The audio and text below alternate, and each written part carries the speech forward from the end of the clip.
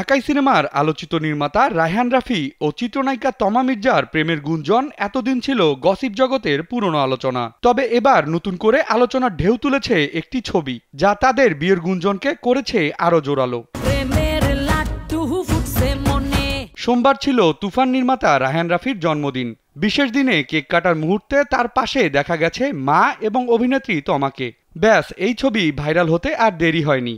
নেটিজেনরা একপাশে মা, অন্য পাশে তমাকে দেখে গোপনে বিয়ে কিংবা সংসারের গুঞ্জন ছড়াতে শুরু করেন। এই আলোচনা যখন সোশ্যাল মিডিয়ায় উত্তপ্ত, ঠিক তখনই মুখ খুললেন তমা মির্জা। স্যান্ডেলিনা সো, রূপচর্চায় আভিজাত্য।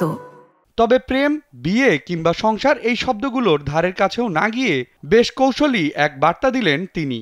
মঙ্গলবার ভেরিফাইড ফেসবুক পেজে সুরঙ্গ খ্যাত এই অভিনেত্রী লিখেছেন, আমি সংবাদ মাধ্যমকে বিভ্রান্তিকর ও অপ্রয়োজনীয় গুজব ছড়ানো থেকে বিরত থাকার জন্য দৃঢ়ভাবে অনুরোধ করছি।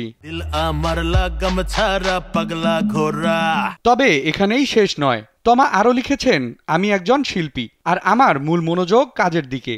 নতুন প্রকল্পগুলোর দিকেই আমি বেশি মনোযোগী। তার মানে এই যে প্রেম বিয়ে প্রসঙ্গে কিছুই বললেন না তিনি, আবার কিছু একটা যেন বলেও ফেললেন। এদিকে রাফি তমার ঘনিষ্ঠদের অনেকেই মনে করছেন তারা শুধু প্রেম করছেন না, বরং সংসারও শুরু করে ফেলেছেন। যদিও এ বিষয়ে দুই তারকার কেউই সরাসরি কিছু বলেনি। তবে কিছুদিন আগে তমার জন্মদিনে শুভেচ্ছা জানিয়ে রাফি তাকে নিজের জীবনে ভাগ্যবান বলে উল্লেখ করেছিলেন। উত্তরে তমাও নিজেকে ভাগ্যবান বলে মন্তব্য করেন। রাফির পরিচালনায় খাঁচার ভেতর অচিন পাখি ওয়েব ফিল্মে প্রথমবার অভিনয় করেন তমা মির্জা। এরপর ৭ নম্বর ফ্লোর ও সুরঙ্গ সিনেমায় দেখা গেছে তাকে। তাদের সম্পর্কের ভিত্তি নাকি গড়ে উঠেছে শুটিং সেটেই। আমার মতো কে তোমারে এত ভালোবাসে। বিনোদন ডেস্ক, কালবেলা।